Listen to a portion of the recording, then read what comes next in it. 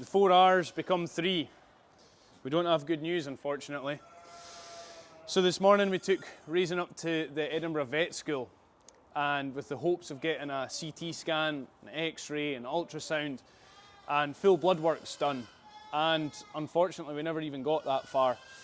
Blood works were first, and we were checking kidney and liver function, and unfortunately the kidney function came back terribly. The results were off the charts, and after a physical examination where the vets could actually feel that the kidneys were distended just through here, which I think is mighty impressive, the blood works had showed that kidneys were unfortunately in renal failure. So what caused it? How did it happen? Is there anything we could have done?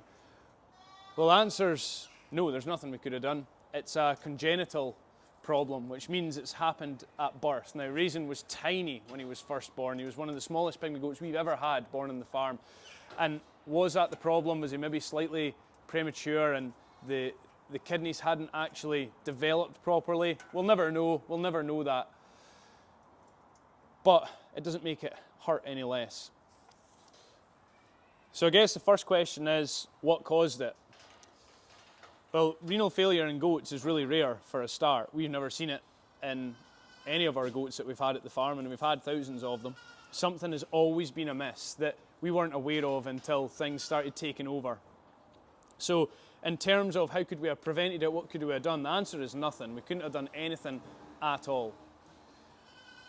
And in terms of treatment, is there any other treatment that we could give it? Well, for kidney failure in goats, no, there's not. There's no treatment for renal failure in goats. It just doesn't exist.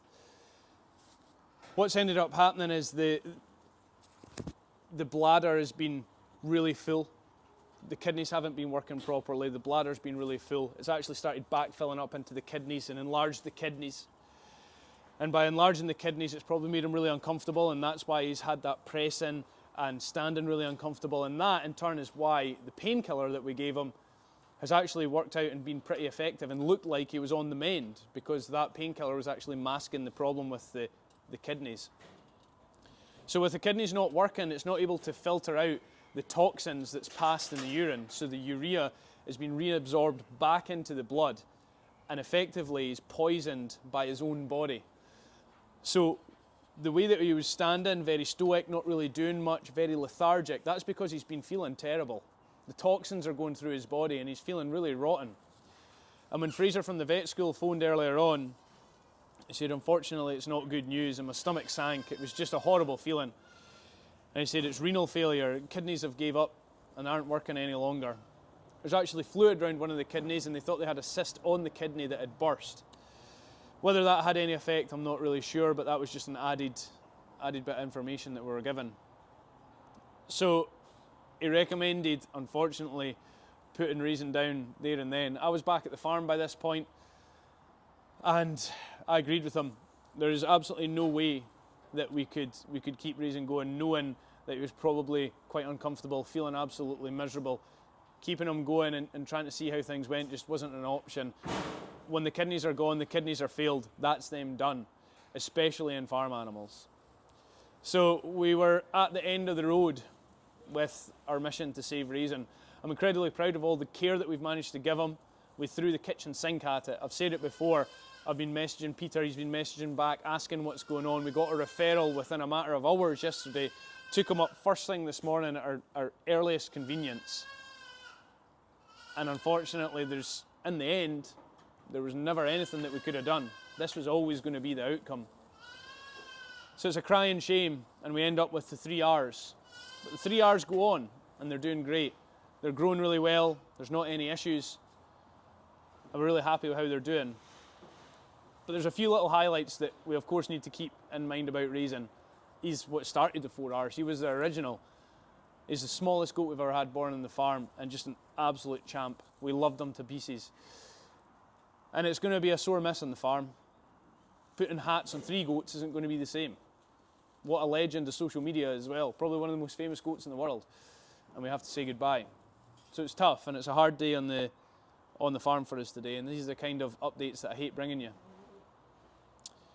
But his memory lives on. We've got a few highlights that you can watch now. And just a massive thank you to everyone for your support, for all your well wishes. Loads of you have sent in recommendations on what kind of treatments he can have. And actually, do you know, in every single comment, out of the tens of thousands of them, not one of them mentioned kidneys. That's how left field it is. It's just rotten luck. And that's the way it goes sometimes in farming. So we'll be back. It'll take a few days for us to heal, but we'll be back. And we'll see you on the next video. And yeah, thank you so much for your support, your well wishes. We'll see you all in the next one. I mean, Fits in the palm of my hand. it's reasonably strong, but the problem is, Mum doesn't want anything at all to do.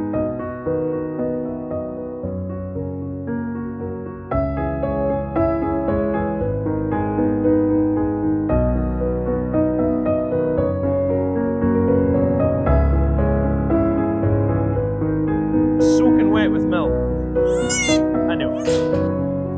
What are you doing? Bottle time with Raisin and Reggie. No soaking at all. Yes, not bad. Here we go. Now you can see there's not one bit of this that I regret.